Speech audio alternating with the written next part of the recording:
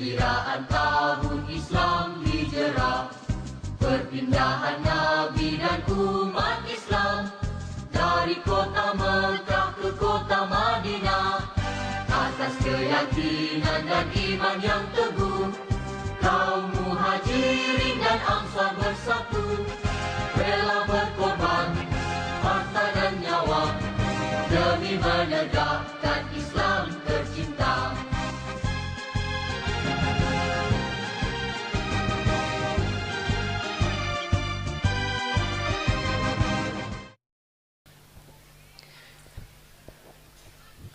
Assalamualaikum warahmatullahi wabarakatuh.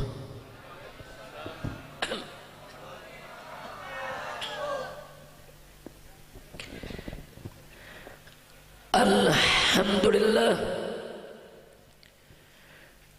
alhamdulillahilladzi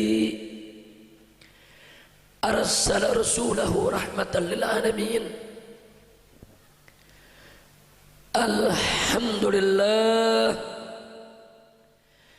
alhamdulillahilladzi ja'ala nabiyahu khataman nabiyyin. Alhamdulillah,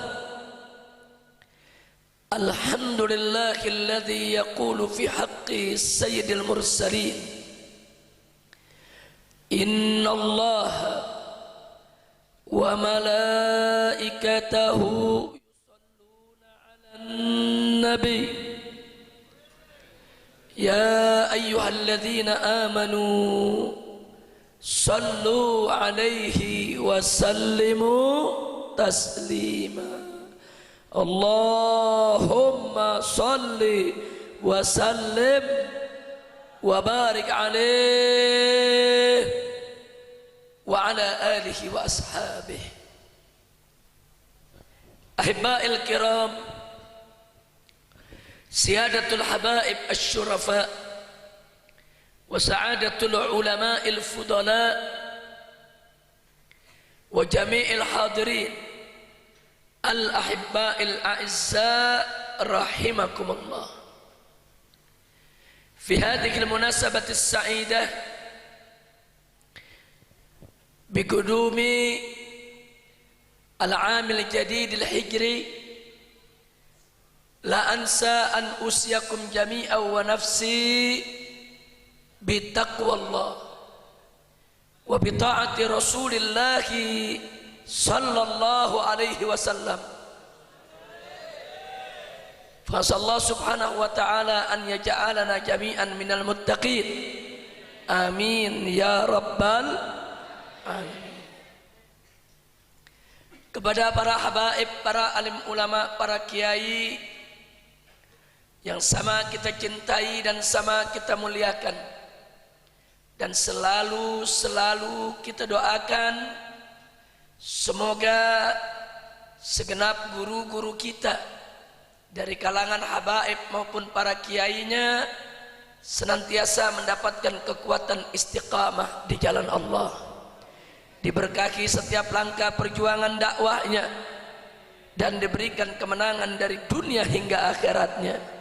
Amin ya rabbal alamin. Wabil khusus doa ini kita sampaikan untuk guru kita semua, pimpinan dari Pondok Pesantren Nurul Hikmah, akhina al-fadil al-muhtaram al-mukarram Kiai Haji Fauzi Ajib, wa akhihi al-fadil al-muhtaram al-mukarram Kiai Haji Imam Mu'tik, hafidhahumallahu ta'ala wa ra'ahuma, famatanallahu bituli hayatihima wa nafa'ana bi'ulumihima fid dini wa dunya wal akhirah, amin ya rabbal alamin.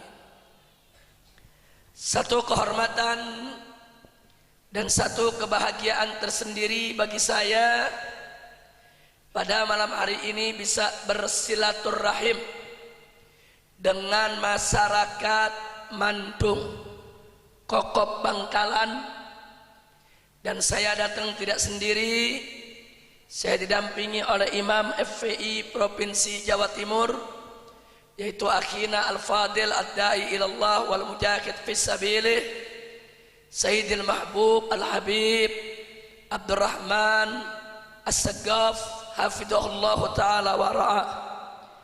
Dan juga saya didampingi oleh anak menantu saya Ananda As-Sayyidul Mahbub Al-Habib Ahmad Fikri bin Abdullah Bafaraj. Begitu juga dengan yang lainnya.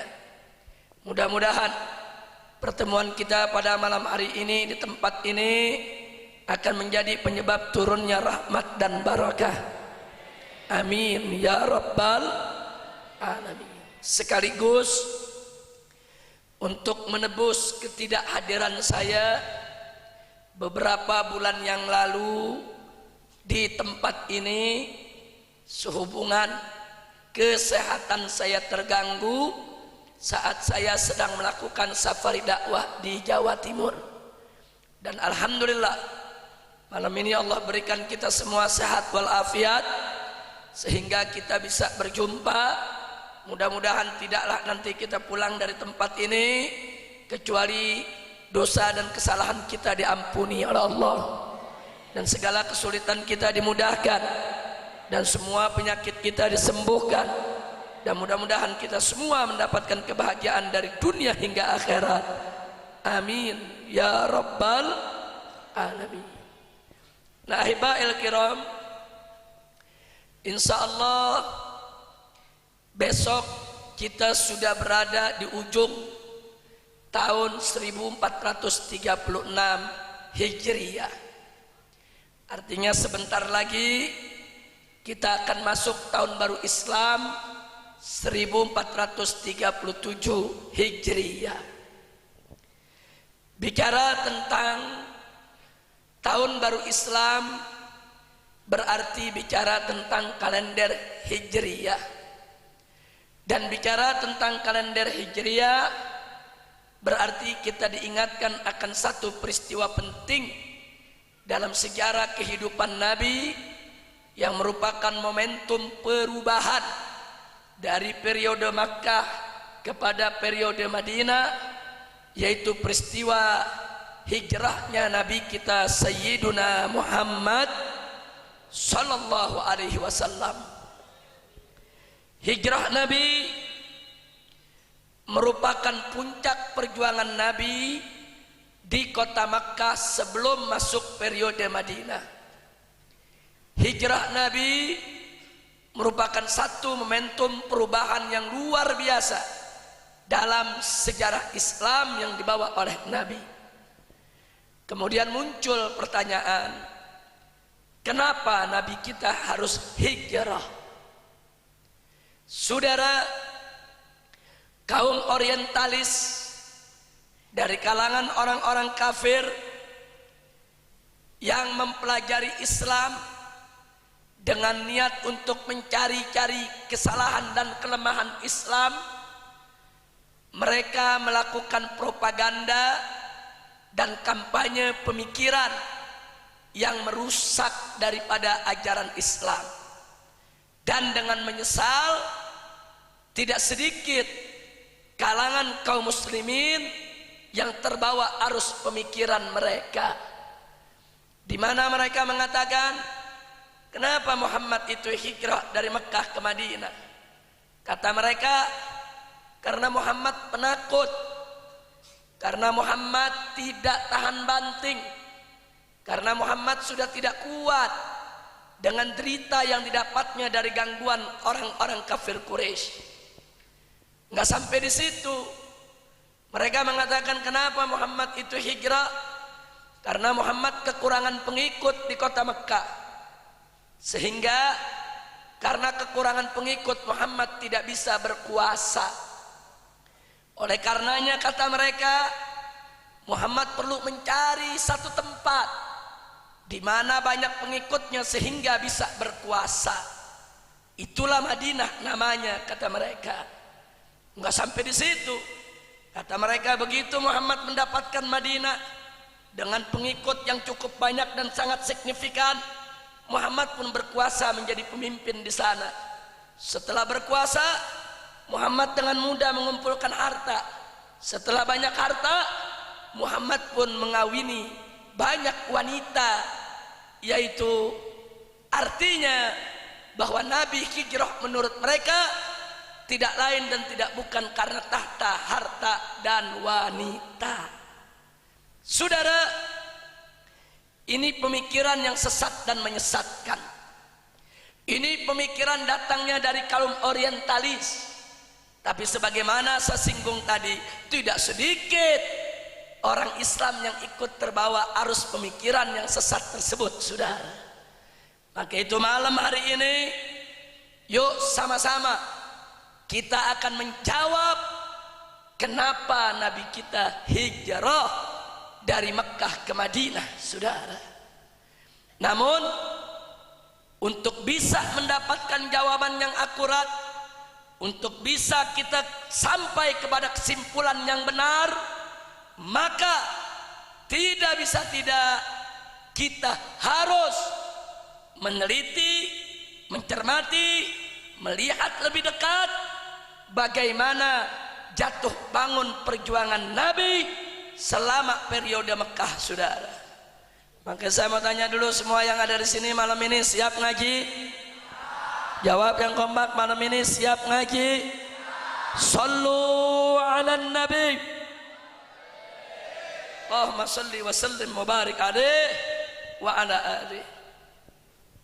Untuk menjawabnya, yuk mari pertama kita sama melihat dulu apa yang Allah firmankan dalam Al-Quranul Karim tentang jatuh bangunnya perjuangan Nabi.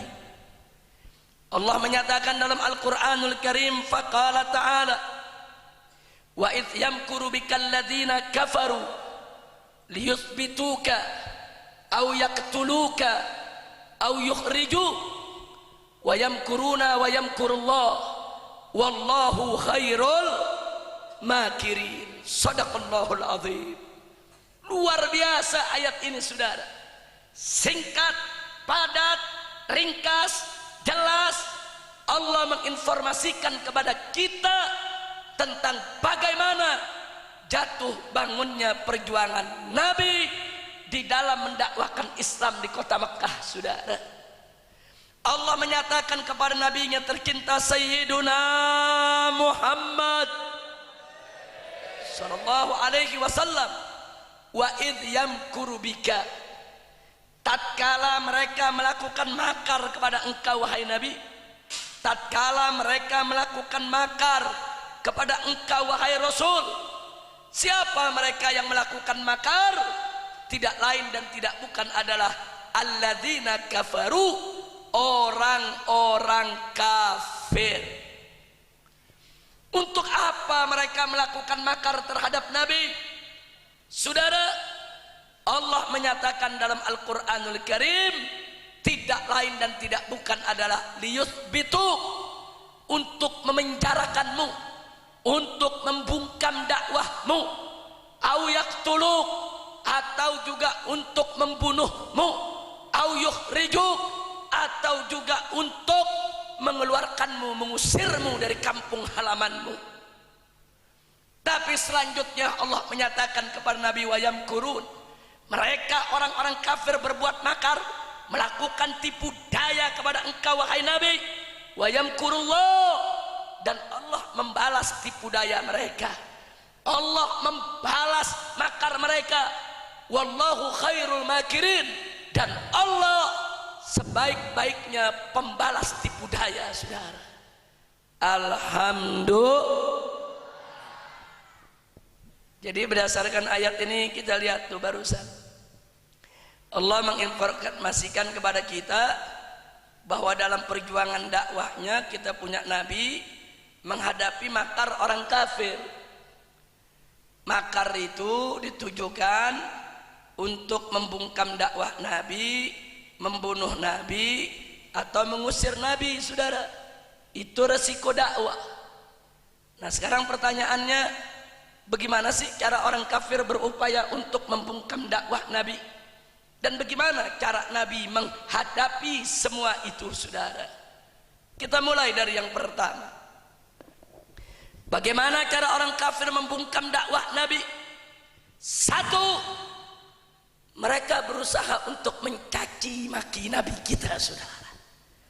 Tiap hari, kapan saja, di mana saja, mereka bertemu dengan Nabi. Semenjak Nabi menyampaikan risalah, mereka caci maki kita punya Nabi, saudara. Sampai-sampai istri Abu Lahab setiap pagi menyempatkan diri mengetuk pintu rumah Nabi, saudara. Untuk apa? Begitu Nabi bukakan pintu, saudara, dicaci maki kita punya Nabi, dihina, dikata-katai, dicerca, sehingga cacian maki tadi, saudara, menjadi sarapan paginya sehari-hari. Untuk apa mereka mencaci maki Nabi, saudara? Supaya jiwa Nabi down, supaya Nabi kapok, supaya Nabi jera, supaya Nabi tidak melanjutkan dakwahnya, saudara. Saudara, itu merupakan salah satu upaya untuk membungkam dakwah Nabi kita Sayyiduna Muhammad sallallahu alaihi wasallam. Lalu apa yang dilakukan oleh Nabi, saudara? Apakah kemudian Nabi terpengaruh dengan caci makian tadi? Apakah dengan caci maki tadi kemudian Nabi menghentikan langkah dakwahnya? Tidak. Semakin dicaci maki, Nabi makin semangat berdakwah. Semakin dihina, Nabi semakin energik untuk menyampaikan dakwah. Semakin Nabi dicerca, ternyata Islam makin berkembang di kota Mekah, saudara. Sallu ala Nabi. Artinya, upaya pembungkaman dakwah dengan caci maki tidak berhasil dilakukan oleh orang-orang kafir Quraisy, saudara. Yang kedua, orang-orang kafir Quraisy tidak berhasil menghentikan dakwah Nabi dengan caci maki. Kali ini mereka luncurkan cara kedua, yaitu mereka fitnah kita punya Nabi, saudara. Setiap ada tamu datang dari luar kota Mekah, masuk ke kota Mekah, dihadang oleh orang-orang kafir Quraisy, diberikan peringatan, hei para tamu, silakan kau masuk kota Mekah, silakan kau tinggal di Mekah, silakan kau berdagang di Mekah, silakan kau bermalam di Mekah. Tapi hati-hati, jangan kalian mendekati manusia yang bernama Muhammad. Muhammad itu penghancur rumah tangga. Muhammad itu perusak kesatuan suku bangsa Quraisy. Muhammad itu tukang sihir yang sudah gila. Muhammad itu sahirun majnun. Difitnah, saudara. Kenapa mereka melakukan fitnah keji tersebut terhadap Nabi? Tujuannya agar masyarakat menjauhi Nabi, agar masyarakat tidak mendengar dakwah Nabi, saudara. Ya, tidak lain dan tidak bukan adalah untuk membungkam dakwah Nabi kita Sayyiduna Muhammad sallallahu alaihi wasallam. Jadi gagal dengan caci maki ditingkatkan dengan fitnah. Lalu apakah setelah difitnah kemudian Nabi jera dalam berdakwah? Nabi menghentikan langkah dakwahnya? Lagi-lagi jawabnya tidak. Lalu apa yang dilakukan oleh Nabi, saudara? Fitnah tersebut dihadapi oleh Nabi dengan mengkanter seperlunya, saudara. Nabi tidak menghabiskan waktunya hanya untuk mengkanter fitnah. Nabi tidak membuang-buang masanya hanya untuk melayani fitnah. Cukup fitnah tadi dikanter seperlunya, sebutuhnya, sepentingnya, saudara. Sisanya tetap Nabi menyibukkan diri dengan berdakwah. Nabi dakwah ke sana, dakwah kemari, ajak sana, ajak sini, saudara. Akhirnya semakin hari semakin banyak yang masuk Islam. Ternyata upaya fitnah untuk membungkam dakwah Nabi yang dilakukan oleh kafir Quraisy gagal, saudara. Alhamdulillah. Saudara, coba kita lihat, perhatikan sekali lagi. bagaimana orang-orang kafir Quraisy tidak berhenti untuk menghadang dakwah Nabi kita Sayyiduna Muhammad sallallahu alaihi wasallam. Gagal dengan fitnah, meningkat dengan cara yang ketiga, saudara. Apa yang dilakukan cara yang ketiga? Ya, mereka berusaha untuk melancarkan teror dan intimidasi. Mereka mengganggu Nabi dan pengikutnya, saudara. Tapi karena ketika itu Nabi mendapat suaka perlindungan dari Abu Thalib yang menjadi pemuka daripada Bani Hasyim dan Bani Matlabi atau Muttalibi, saudara. Tidak ada satu pun orang kafir yang berani menyentuh fisik Nabi, mengganggu fisik Nabi, saudara.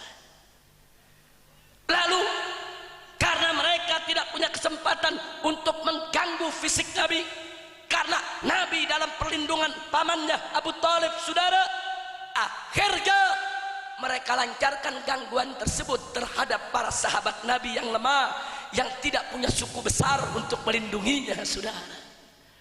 Bilal, seorang hamba sahaya yang masuk Islam, diseret oleh orang-orang kafir Quraisy, ditelanjangi, saudara, telanjang dada, dipentang di tengah padang pasir, dicambuki, dipukuli, ditindih dengan batu karang yang besar, dipaksa untuk keluar dari Islam. Tapi Bilal hanya menjawab Allahu Ahad, Ahad, Ahad.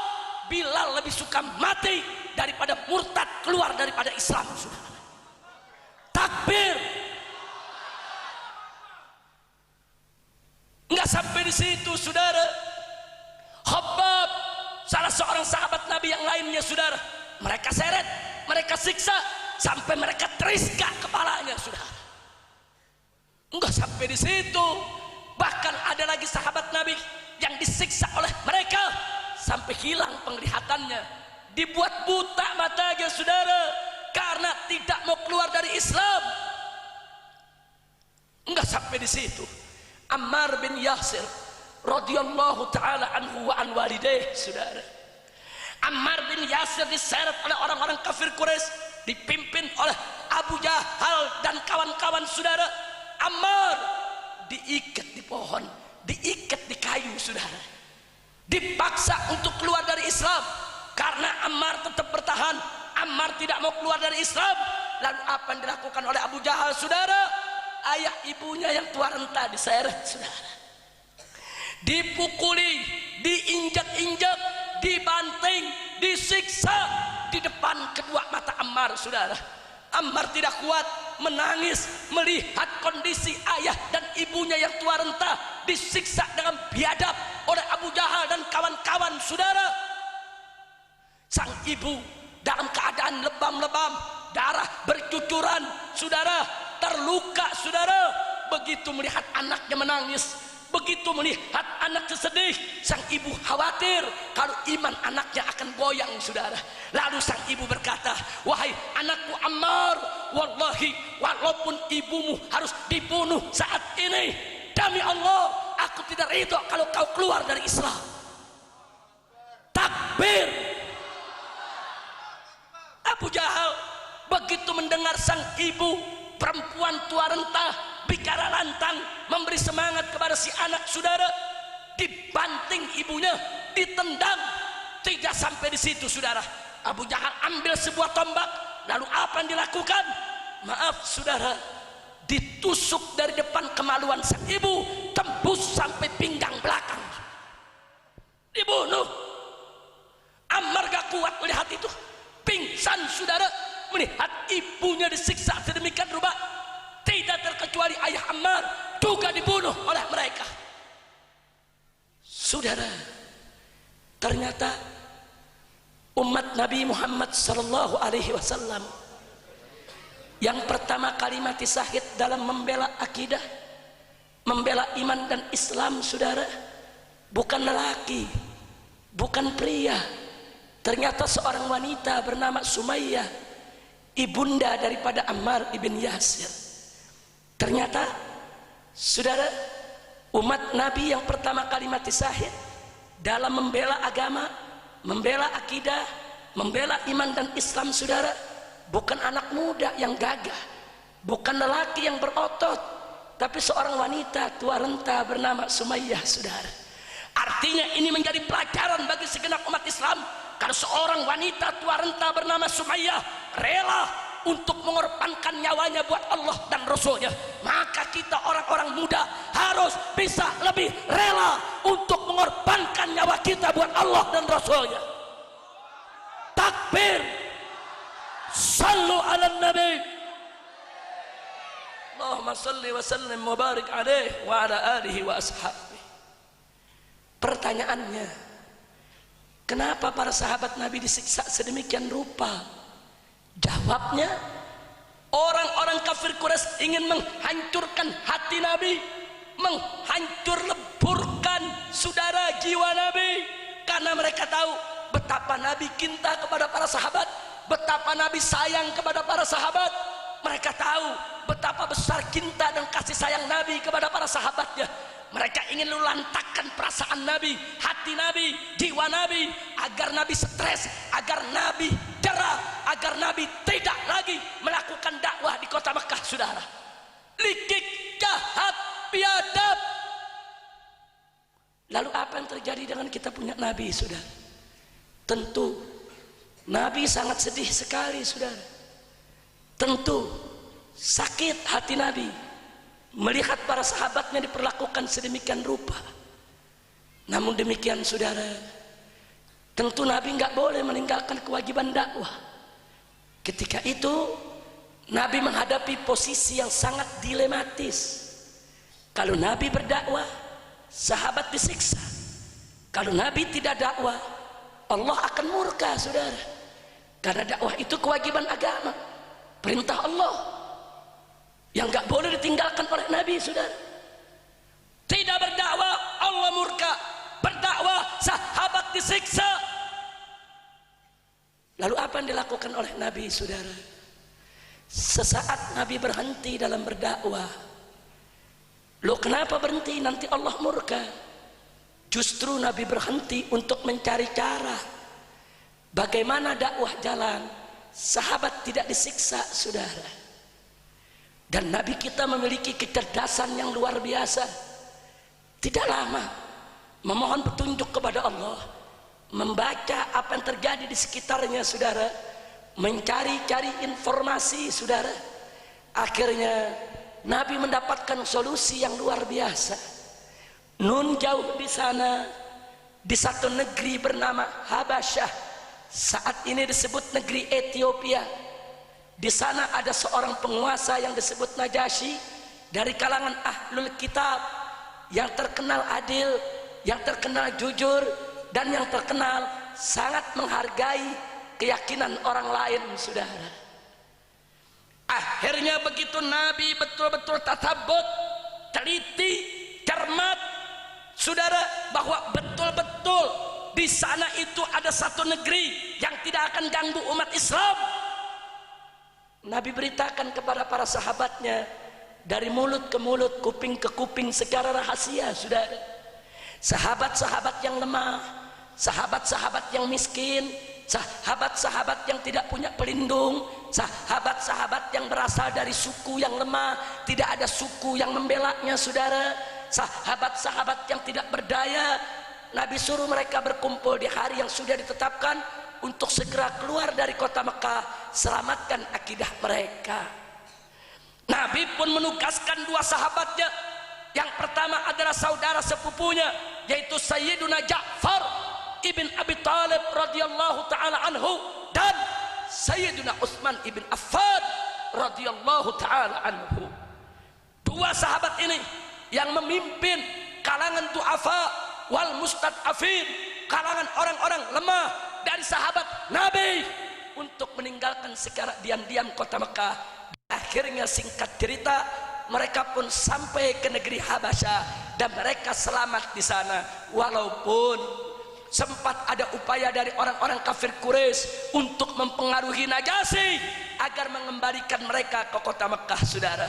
Tapi dengan hujah dan argumentasi perdebatan yang luar biasa, pembelaan yang dilakukan oleh Ja'far bin Abi Thalib. Akhirnya Ja'far berhasil meyakinkan Najasyi bahwa umat Islam tidak bersalah, bahwa yang salah adalah orang-orang kafir Quraisy. Dan akhirnya mereka mendapatkan perlindungan, saudara. Sekali lagi alhamdulillah. Sampai di sini kira-kira jelas tidak? Jelas tidak? Setelah Nabi yakin sahabat aman, baru Nabi lanjutkan dakwahnya, saudara. Dakwah berjalan, sahabat aman, nggak ada lagi orang-orang kafir bisa menyiksa para sahabat, saudara. Saya tanya, kalau begitu Nabi kita cerdas tidak? Jawab yang kompak, Nabi cerdas tidak? Pandai tidak? Pintar tidak? Takbir. Sallu ala Nabi. Salli wa sallim alaihi. Jadi kita lihat begitu cara Nabi berjuang, saudara. Enggak mudah putus asa, Nabi tahan banting, saudara. Mau dicaci maki, difitnah, diteror, diintimidasi, tetap Nabi tegar dalam melaksanakan dakwahnya, saudara. Lalu setelah itu, apa yang dilakukan oleh orang-orang kafir Quraisy, saudara? Mereka berunding, mereka melihat dakwah Muhammad ini semakin hari semakin berkembang. Bahkan di kota Mekah, jagoan-jagoan Mekah mulai masuk Islam. Ada Hamzah, ada Umar ibn Khattab, dan yang lainnya radhiyallahu ta'ala anhum. Ini jagoan-jagoan kota Mekah yang tadinya memusuhi Islam jadi cinta kepada Islam, rame-rame masuk Islam. Orang-orang kafir Quraisy makin kewalahan, saudara. Kewalahan. Kali ini masuk Islam bukan lagi orang-orang lemah, orang-orang besar, pemuka-pemuka, orang-orang kaya, jagoan-jagoan yang ditakuti di kota Mekah, saudara. Akhirnya orang-orang kafir ini berunding. Apa mereka bilang? Muhammad nggak bisa dikerasi. Muhammad nggak bisa dikerasi, nggak boleh dikerasi. Makin dikerasi, orang makin simpatik kepada Muhammad. Kalau begitu, Muhammad kita ajak kompromi saja. Muhammad kita ajak berunding saja. Muhammad mesti kita rangkul, bukan kita musuhi. Akhirnya mereka sepakat, mereka kirim utusan bertemu dengan Nabi, saudara. Apa mereka bilang? Ya Muhammad, sudahlah, pertikaian perselisihan kita selama ini kita sudahi sampai di sini saja, agar kita bisa hidup damai bersama di kota Mekah. Siapa yang nggak mau damai, saudara? Nabi dari semula ingin damai, saudara. Yang mengganggu bukan Nabi, tapi orang-orang kafir, saudara. Tapi Nabi tidak bodoh, Nabi tidak terjebak, saudara. Nabi bertanya kepada mereka alaihi salatu wassalam, saudara. Nabi bertanya kepada mereka, proposal perdamaian apa yang kalian tawarkan? Jadi aneh, orang-orang kafir yang musuhin Islam kok ngajak damai. Ada apa? Nabi tanya, proposalnya bagaimana? Apa jawab mereka? Begini saja Muhammad, mulai hari ini kita tidak usah saling menyerang, tidak usah saling menghina. Caranya, hari ini kita rame-rame penduduk kota Mekah, pengikutmu dan pengikut kami, sama-sama kita sembah Allah. Besok rame-rame kita sembah berhala, kan damai. Sehari sembah Allah, sehari sembah berhala, kita nggak usah ribut. Luar biasa, saudara. Ternyata proposal perdamaiannya, saudara, untuk mencampur adukan agama, mencampur adukan antara yang hak dengan yang batil. Kali ini, saudara, bukan lagi Nabi yang jawab, Allah yang turunkan jawabannya kepada Nabi, saudara. Allah katakan kepada Nabi lewat wahyunya, qul ya ayyuhal kafirun.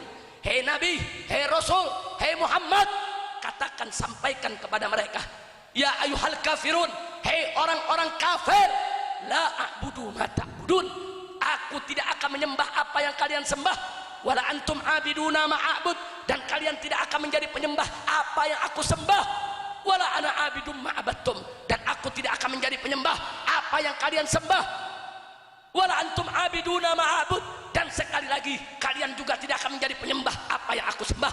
Lakum dinukum, bagi kalian agama kalian, waliyadin, dan bagiku agamaku.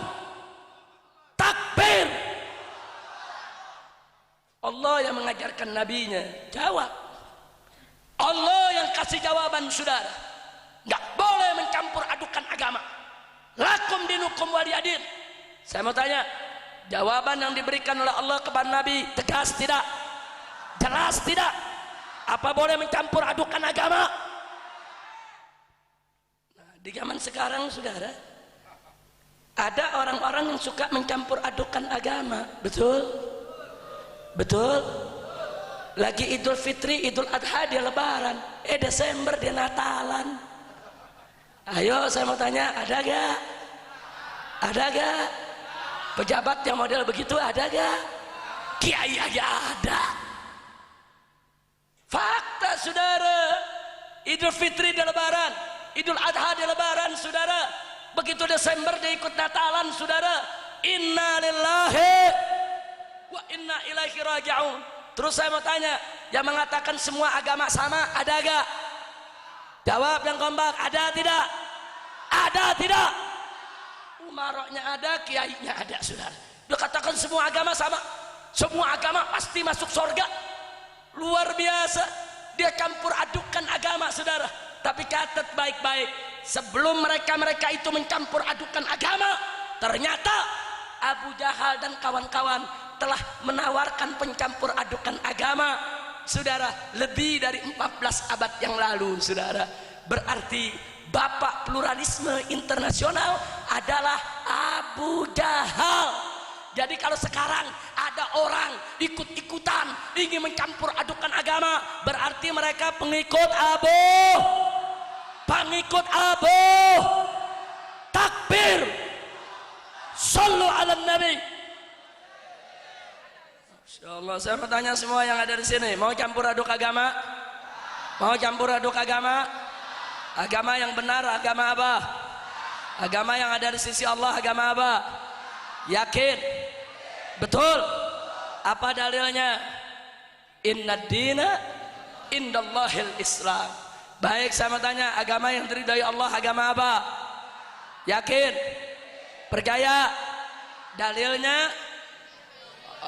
Allah menyatakan dalam Al-Quranul Karim kepada Nabi, wa raditu lakumul Islam madina. Aku telah ridho Islam menjadi agama kamu sekalian. Betul? Baik, saya mau tanya, selain Islam diterima tidak oleh Allah? Selain Islam diterima tidak oleh Allah? Yakin? Percaya? Dalilnya, wa may yabtaghi khairal islami dinan fala yuqbala minhu wa huwa fil akhirati minal khasirin. Shadaqallahul azim. Jadi saudara, sekali lagi saya tanya, agama yang benar agama apa? Saya mau tanya, agama yang benar agama apa? Selain Islam benar tidak? Selain Islam benar tidak? Takbir. Jangan, saudara, jangan dengan alasan untuk pergaulan, untuk persahabatan, terus orang kafir kita mesti benerin agamanya. Enggak, saudara. Cara menghormati orang kafir bukan dengan membenarkan agamanya. Kita tidak mengganggu mereka, itu cukup kita sudah hormati mereka. Betul? Kita tidak mencaci maki agama mereka, itu sudah cukup kita menghormati mereka. Betul? Kita tidak mengganggu mereka Natalan, itu sudah cukup kita toleransi kepada mereka. Betul? Jadi toleransi itu bukan ikut Natalan, toleransi itu bukan ikut ke gereja, toleransi itu bukan membenarkan kekafiran. Ngawur, saudara. Yang seperti itu adalah anak buah Abu. Alhamdulillah, kira-kira jelas tidak? Nah, saya tanya, jadi kali ini orang kafir Quraisy mengajak kompromi Nabi, berhasil atau gagal? Berhasil atau gagal? Gagal, saudara. Mereka berunding lagi, saudara. Kali ini mereka berunding. Akhirnya apa mereka bilang? Oh, Muhammad nggak bisa diajak kompromi begitu saja. Mestinya Muhammad kita tawarkan apa yang dia mau. Tawarkan apa yang dia mau. Kali ini mereka memilih seorang tokoh Arab Quraisy yang sudah sepuh untuk bertemu dengan Nabi alaihi salatu wassalam di rumah Abu Talib, saudara. Tapi begitu tokoh ini datang dengan kawan-kawan, Nabi disembunyikan oleh Abu Talib di bagian dalam rumah, saudara. Abu Talib yang menghadapi mereka. Apa kata mereka? Ya Abu Talib, ya Abu Talib, sampaikan kepada keponakanmu Muhammad, apa sih yang dia mau dengan dia punya dakwah? Kalau Muhammad ingin kekuasaan, kami siap untuk mendaulat Muhammad sebagai raja Arab. Kalau Muhammad ingin kekayaan, kami siap untuk menyerahkan separuh harta benda bangsa suku Quraisy untuk kami berikan kepada Muhammad, sehingga Muhammad menjadi yang paling kaya di antara kami. Kalau Muhammad ingin wanita, kami akan pilihkan wanita-wanita Arab tercantik untuk kami hadiahkan kepada Muhammad. Syarat stop dakwahnya. Masya Allah, kali ini ada ultimatum, saudara. Hei Abu Talib, kali ini kami nggak main-main. Kalau tawaran kami ini ditolak, kami akan bunuh kau punya keponakan. Kami akan bunuh. Akhirnya orang-orang kafir tadi pergi meninggalkan rumah Abu Talib, dan Nabi keluar dari ruangan dalam rumah Abu Talib menemui Abu Talib. Abu Talib mengatakan, ya Muhammad, kau sudah dengar apa yang mereka katakan? Apa jawab Nabi, saudara? Ya ammi ya Abu Talib, wahai pamanku Abu Talib, kulli Quraisy, katakan kepada orang-orang Quraisy tersebut, jangankan tahta, harta dan wanita, la wada'atis samsa fi yamini wal qamara fi yasari ala an atruqa hadal amr wallahi ma taraktu ma fa'altu abadan. Hei pamanku Abu Talib, sampaikan kepada mereka, jangankan segala ancaman atau tawaran yang mereka sampaikan kepada engkau, andai kata mereka letakkan matahari di sebelah kananku, bulan di sebelah kiriku, agar aku meninggalkan kewajiban dakwah ini, demi Allah tidak akan pernah aku lakukan. Tarfata'in, walaupun hanya sekejap mata. Subhanallah, sallu ala nabi. Masya Allah, saudara. Mendengar itu Abu Talib, saudara, meneteskan air mata, terharu melihat keponakannya Muhammad sampai sedemikian rupa di dalam memperjuangkan Islam. Sampai Abu Talib menyatakan, ya Muhammad, if'al ma syi'ta, kerjakan saja apa yang kau inginkan, aku tidak akan berubah, tetap akan mendukungmu. Subhanallah, saudara.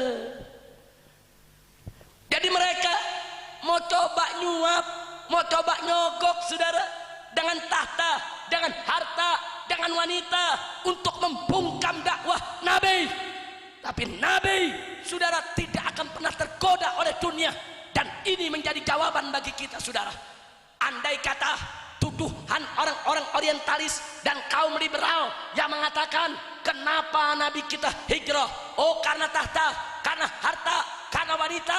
Saudara, andai kata Nabi mencari tahta, harta dan wanita, demi Allah Nabi nggak perlu hijrah, saudara. Tahta, harta dan wanita sudah ditawarkan depan muka Nabi.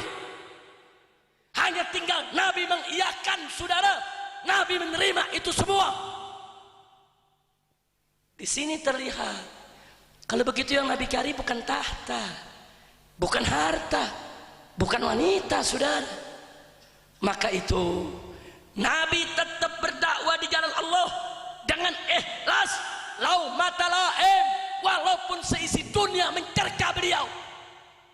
Inilah Nabi kita Sayyiduna Muhammad sallallahu alaihi wasallam. Saya tanya kepada semua, kalau gitu pendirian Nabi, saudara, tegar tidak? Tegar tidak? Bagus tidak? Hebat tidak? Mulia tidak? Sallu ala Nabi. wasallim itu Nabi kita. Makanya para pejuang Islam mesti seperti itu. Contoh Nabi. Saudara, jangan hari ini bilang haram, besok dikasih amplop jadi halal. Adakah kejadian begitu? Adakah kejadian begitu? Ini hari teriak-teriak haram, besok dapat amplop remeng-remeng. Iya, ini hari ceramah, wah luar biasa, nyaring, garing. Begitu dapat amplop, kayak kerupuk disiram air. Ada gak? Ada gak? Inna lillahi wa inna ilaihi raji'un. Musibah, saudara. Nah, jadi mari kita lihat itu yang dilakukan oleh Nabi. Jadi beliau dicaci maki oleh orang kafir, gagal, saudara. Orang kafir membungkam dakwah Nabi dengan caci maki, gagal. Dengan fitnah, gagal. Dengan teror dan intimidasi, gagal, saudara. Kemudian dengan kompromi berunding, gagal. Kemudian berusaha untuk nyogok Nabi dengan tahta, harta dan wanita, gagal lagi, saudara. Kali ini mereka laksanakan ancaman mereka. Mereka kumpulkan pemuda-pemuda kafir Quraisy, saudara. Semuanya bawa pedang, terhunus. Mereka mencari Nabi untuk dibunuh. Abu Thalib mendengar kabar tersebut, segera menjemput kita punya Nabi, saudara. Disembunyikan Nabi di rumahnya, dan Abu Thalib turunkan semua pemuda Bani Hasyim dan Bani Matlabi, saudara. Semua anak-anak muda Bani Hasyim dan Bani Matlabi yang ada di bawah kekuasaan Abu Thalib, baik yang beriman maupun yang kafir, yang sudah masuk Islam maupun yang belum masuk Islam, semua bersatu membela Muhammad sallallahu alaihi wasallam, berdiri depan rumah Abu Thalib untuk menyambut kedatangan pemuda-pemuda kafir Quraisy. Mereka datang dihadang oleh anak-anak muda Bani Hasyim, dan sempat terjadi sedikit kekisruhan, saudara. Tapi orang-orang kafir Quraisy begitu melihat semangat anak-anak muda dari Bani Hasyim dan Matlabi yang ingin membela Nabi atas perintah Abu Thalib, beberapa orang sudah sempat terluka. Akhirnya mereka mundur teratur, saudara. Lagi-lagi gagal. Kan Allah udah firmankan tadi, mereka melakukan makar ya Muhammad liyusbituka, untuk membungkam dakwahmu. Terus gagal. Yang kedua apa kata Allah? Au yaqtuluk, atau untuk membunuhmu. Gagal lagi, saudara. Begitu gagal mereka berunding, mereka marah besar kepada Abu Thalib, kurang ajar. Abu Thalib memberikan perlindungan. Akhirnya mereka sepakat, kalau begitu kita berikan pelajaran kepada seluruh pengikut Muhammad dan seluruh yang membelanya, dari Bani Hasyim maupun Matlabi, yang sudah masuk Islam maupun belum masuk Islam, bahwa mulai hari ini mereka harus diboikot, diisolir, diembargo, saudara. Mereka tuliskan petisi di atas kulit hewan yang sudah disamak, saudara.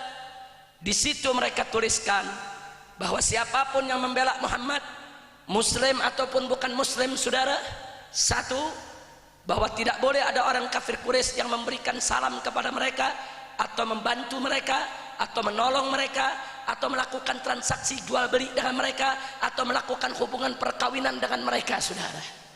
Dan seluruh mereka yang membela Muhammad, saudara, diisolir, tidak boleh keluar dari kota Mekah, saudara. Mereka dikepung, mereka diisolir, mereka diboikot, mereka diembargo, saudara.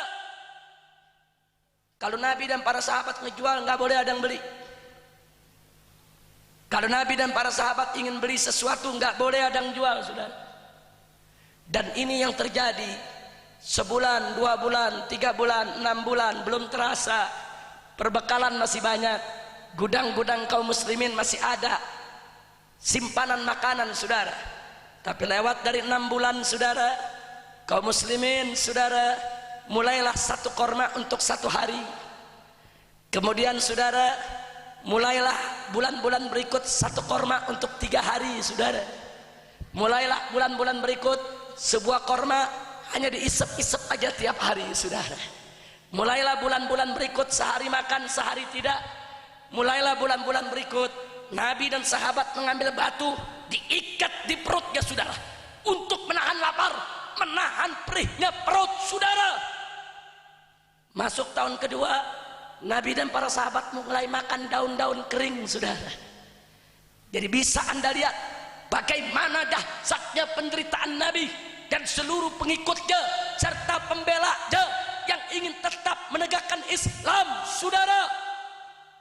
Masuk tahun ketiga, saudara, umat Islam mulai bertumbangan.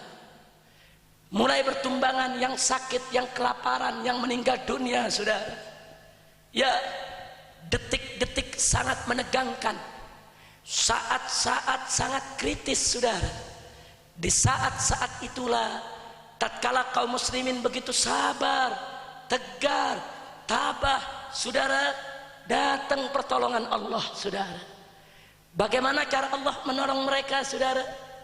Allah kabarkan kepada nabinya Sayyiduna Muhammad sallallahu alaihi wasallam bahwa petisi yang ditulis oleh orang kafir Quraisy yang kemudian digulung, saudara, yaitu di atas daripada kulit hewan yang disamak, disimpan dalam kotak, kemudian disimpan di dalam Ka'bah, dikunci pintu Ka'bahnya, saudara. Apa berita yang Nabi dapat? Bahwa petisi tersebut sudah habis dimakan rayap, saudara.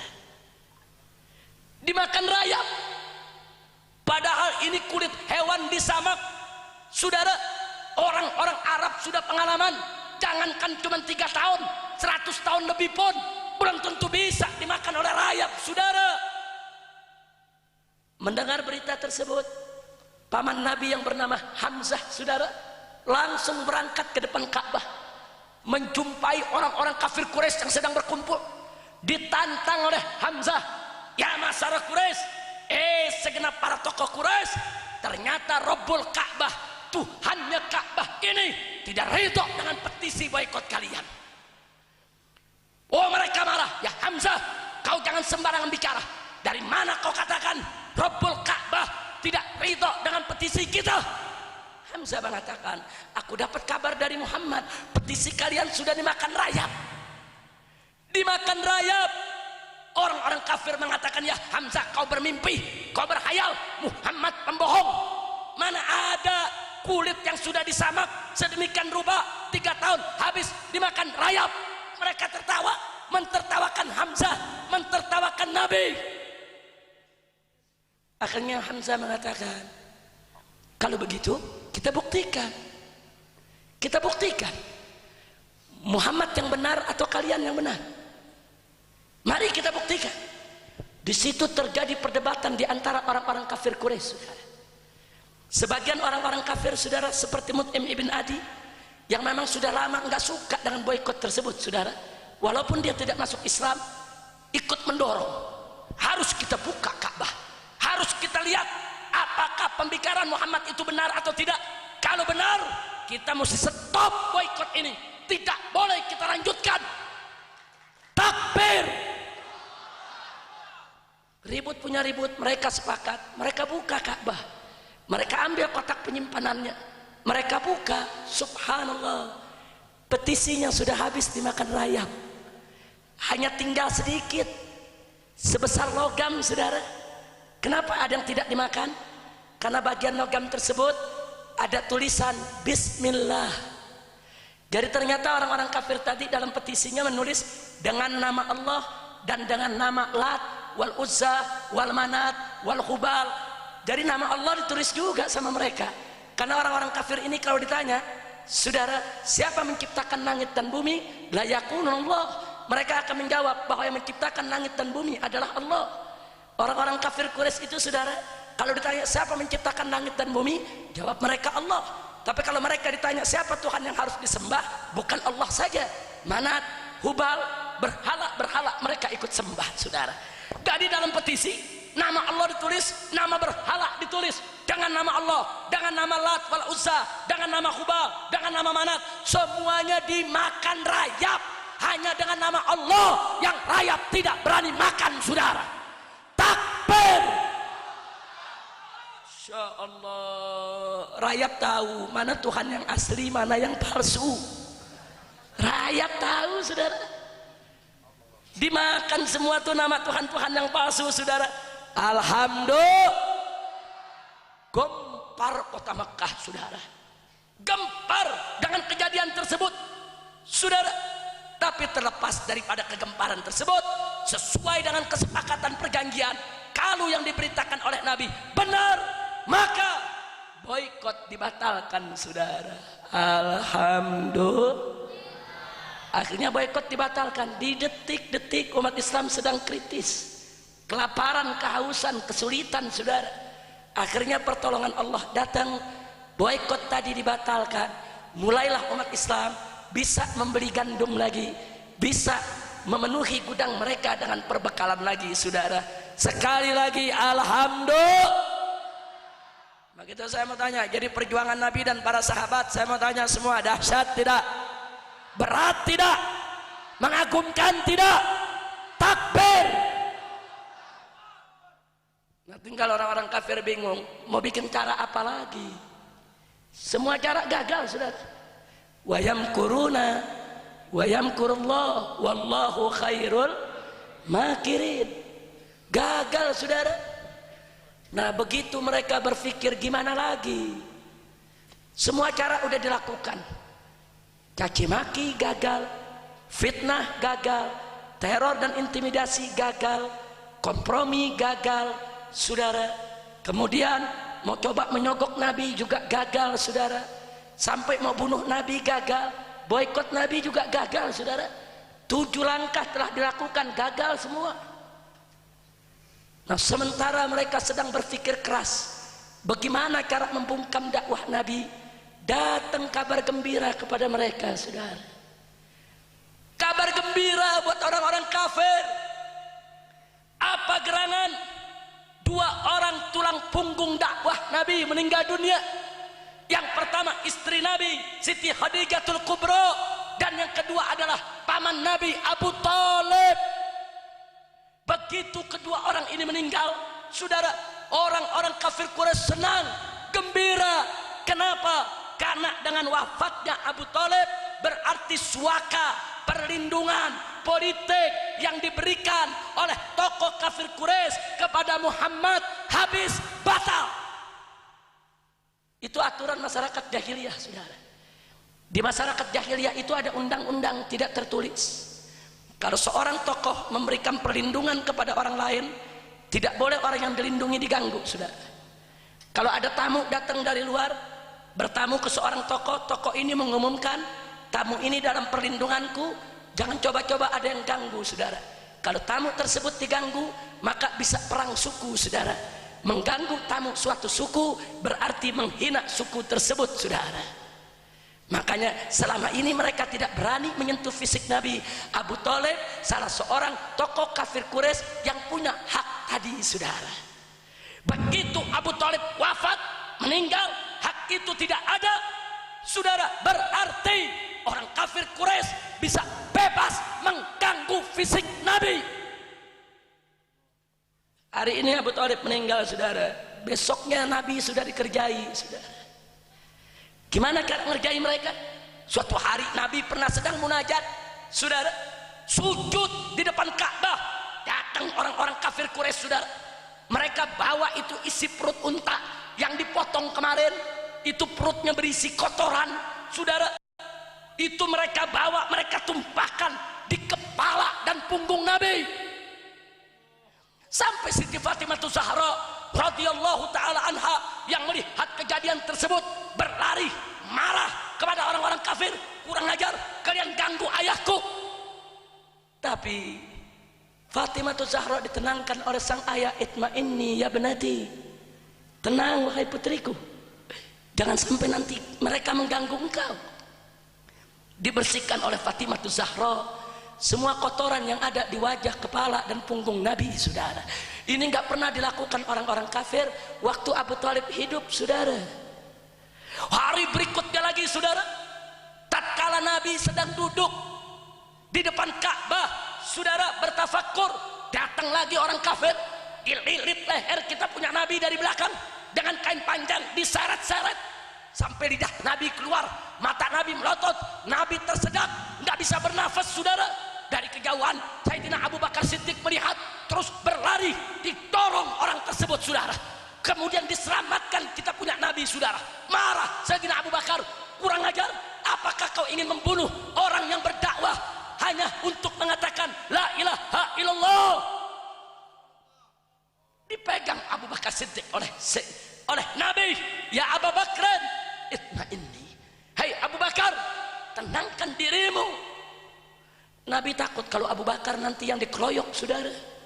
Subhanallah. Akhirnya orang-orang kafir tadi mengatakan, Muhammad, kalau kau ingin aman, kau keluar dari kota Mekah. Kau nggak boleh tinggal di Mekah. Pergi, nggak boleh kau kembali ke kota Mekah. Kalau tidak kami bunuh kau. Nabi diusir, saudara. Akhirnya Nabi keluar. Berangkatlah Nabi ke kota terdekat, yaitu Taif. Berhijrah, saudara, keluar dari Mekah. Tapi apa yang terjadi di Taif, saudara? Ternyata masyarakat Taif sudah terprovokasi oleh orang-orang kafir Quraisy. Orang-orang kafir Quraisy sudah mempengaruhi mereka, menghasut mereka. Hati-hati, Muhammad itu penghancur rumah tangga. Gara-gara Muhammad, anak-anak kami berpisah dari kami. Gara-gara Muhammad mengajak anak kami masuk Islam, anak kami tidak lagi dekat dengan kami. Muhammad penghancur rumah tangga, perusak persatuan kesatuan bangsa Quraisy. Usir saja Muhammad kalau datang ke negeri kalian. Dan itu yang mereka lakukan. Begitu penduduk Taif dengar ada orang bernama Muhammad dari kota Mekah datang, yang tua, yang muda, yang lelaki, yang perempuan, yang dewasa, yang anak-anak, semua keluar dari rumah. Ada yang bawa besi, yang bawa kayu, yang ambil batu, ditimpuki kita punya Nabi, dipukuli, dikaki maki, dihina, diusir dari kota Taif, saudara. Sallu ala Nabi. Saking dahsyatnya penghinaan mereka, sampai ada malaikat datang menghadap kepada Nabi. Ya Muhammad murni, hei Muhammad, perintahkan aku, akan aku hancurkan ini kota Taif, aku terbalikan gunungnya sehingga semuanya dibinasakan. Tapi apa jawab Nabi? La, kata Nabi, bal arju an yakhruja min aslabihim man yu'minu billahi wa rasulih. Jangan, kata Nabi, jangan. Bahkan aku berharap kepada Allah, nanti di suatu saat di kemudian hari akan datang dari keturunan mereka anak cucu mereka yang beriman kepada Allah dan Rasul-Nya. Artinya apa? Kenapa Nabi tidak izinkan malaikat membinasakan, menghancurkan Taif? Penduduk Taif ini cuma korban provokasi. Kan doa Nabi selalu, Allahumma hdil qaumi fa innahum la ya'lamun. Ya Allah, berikan petunjuk kepada kaumku, sesungguhnya mereka nggak tahu apa-apa. Karena mereka nggak tahu, mereka usir aku. Mereka nggak tahu, mereka hina aku. Saya mau tanya, kalau gitu Nabi sabar tidak? Tegar tidak? Arif tidak? Bijak tidak? Sallu ala Nabi. Nabi duduk di bawah pohon kurma, saudara, di kebun anggur. Kemudian Nabi panggil anak angkatnya yang bernama Zaid ibn Harithah radhiyallahu ta'ala anhu. Kata Nabi, ya Zaid, kata Nabi, sabarlah engkau. Ini Zaid bertanya, ya Rasulullah, kalau kita sudah diusir dari Taif, kemana lagi kita mau pergi? Nggak ada tempat. Mau pulang ke Mekah nggak boleh, Taif nggak bisa kita masuk. Apa kata Nabi? Tenang ya Zaid, Allah akan beri jalan kepada kita. Akhirnya nggak lama kemudian Nabi panggil Zaid ibn Harithah. Nabi tugaskan, ya Zaid, kau kembali ke Mekah, kau temui Mut'im bin Adi. Sesungguhnya dia masih punya sedikit kebaikan terhadap umat Islam. Dia masih ada kesantunan dan keramahan. Kau temui. Kata Zaid, ya Rasulullah, Mana mungkin Z mau memberikan suaka kepada kita? Kita ini baru diusir dari Mekah. Kau berangkatlah, sampaikan. Z pergi masuk ke Mekah. Dia temui Mut'im bin Adi. Ternyata di luar dugaan Z. Tapi sudah diduga oleh Nabi, saudara, bahwa Mut'im bin Adi bersedia untuk menggantikan Abu Thalib sebagai pemberi suaka, saudara. Tapi syarat, Muhammad gak boleh sembarangan dakwah ke sana kemari dengan bebas. Harus dalam kontrol Mut'im bin Adi, saudara. Nabi setuju. Yang penting Nabi bisa kembali dulu ke kota Mekah, saudara. Setelah Mut'im bin Adi, saudara, memberikan suakanya, Nabi kembali masuk dengan Zaid ke dalam kota Mekah. Marah orang kafir Quraisy, saudara. Marah Abu Jahal dan kawan-kawan. Mereka menanyakan, bagaimana Muhammad bisa kembali? Kok berani-beraninya Muhammad masuk lagi? Kenapa masyarakat tidak usir dia? Akhirnya dikabarkan kepada Abu Jahal, Muhammad kali ini masuk dilindungi oleh Mut'im bin Adi. Mendengar itu Abu Jahal marah, diajak tokoh-tokoh kafir Quraisy, mari kita datangi Mut'im. Begitu mereka datang, ya Mut'im, aslamtah? Apa kau masuk Islam? Apa kau masuk Islam? Kau lindungi Muhammad? Sebab kalau dijawab oleh Mut'im dia masuk Islam, maka perlindungan dianggap batal, saudara. Tapi apa jawab Mut'im bin Adi? Bal ana syafi', saya cuma pemberi suaka, saya enggak masuk Islam. Saya yang akan atur Muhammad. Siapa berani ganggu Muhammad berarti mengganggu aku dan kaumku. Takbir. Akhirnya Nabi masuk lagi kota Mekah, saudara. Kali ini tidak sebebas sebelumnya. Kali ini pelindungnya bukan Abu Thalib, saudara. Kalau Abu Thalib sudah totalitas, Nabi bebas, mau dakwah bagaimana aja, saudara. Berbeda dengan Mut'im bin Adi. Nabi diatur, saudara, pelan-pelan, jangan terlalu menyolok. Tapi singkat cerita, saudara, akhirnya apa yang terjadi? Nabi, saudara, menyampaikan kepada Mut'im bin Adi bahwa setiap musim haji Nabi jangan dilarang untuk ikut kumpul dengan bangsa-bangsa Arab, baik di Arafah, Musdalifah maupun Mina, saudara. Dan keinginan Nabi dikabulkan oleh Mut'im. Inilah kesempatan Nabi untuk berdakwah, saudara. Begitu masuk musim haji, Nabi masuk ke Mina, duduk di Bayatul Aqdi, Bayatul Aqabah, saudara. Setiap tamu yang datang bangsa Arab dari mana-mana negeri, Nabi panggil, Nabi ajak untuk ngobrol, untuk duduk, untuk diskusi, saudara. Nabi ingin menyebarkan Islam kepada mereka, tapi enggak enteng tantangannya. Abu Lahab diri di samping Nabi. Abu Lahab teriak-teriak, saudara-saudara Arab, bangsa-bangsa yang datang, ini keponakanku, ini orang sudah gila, ini tukang sihir, jangan didengerin, bubar, bubar semua. Sampai begitu, saudara.